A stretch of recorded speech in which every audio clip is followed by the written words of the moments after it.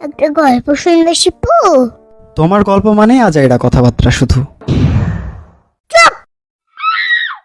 আচ্ছা বলো।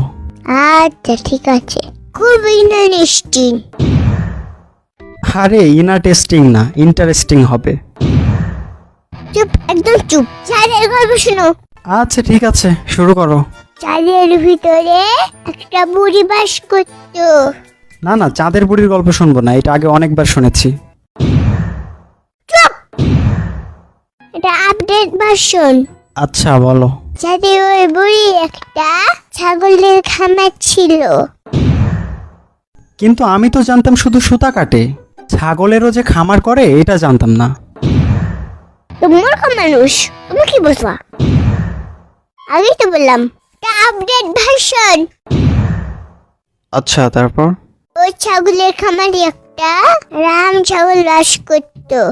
আচ্ছা তারপর? ওই ছাগল ডিম দিয়ে ভাত খাচ্ছিল। আরে ধুর, ছাগল কি কখনো ডিম দিয়ে ভাত খায় নাকি হুদাই? পুরো ফোন আসছিল কেন? আচ্ছা ঠিক আছে, কন্টিনিউ। ডিম দিয়ে ভাত খেতে খেতে একদিন চার থেকে পা পিছলে পড়ে গেল। এমা, তারপর? বুড়ি তাকে খুঁজতে খুঁজতে না পেয়ে তার খামারের সব ছাগল বিক্রি করে দিল। আরে কার কাছে বিক্রি করলো? ওখানে তো কোনো মানুষই নাই। এলিয়েনের কাছে। এলিয়েনরাও কেনা বেচা করে ছাগল? এটা তো আগে জানতাম না। বেটি বুটো তুমি।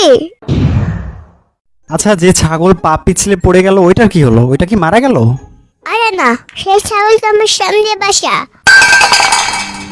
আরে ধুর, আলতু ফালতু গল্প সব।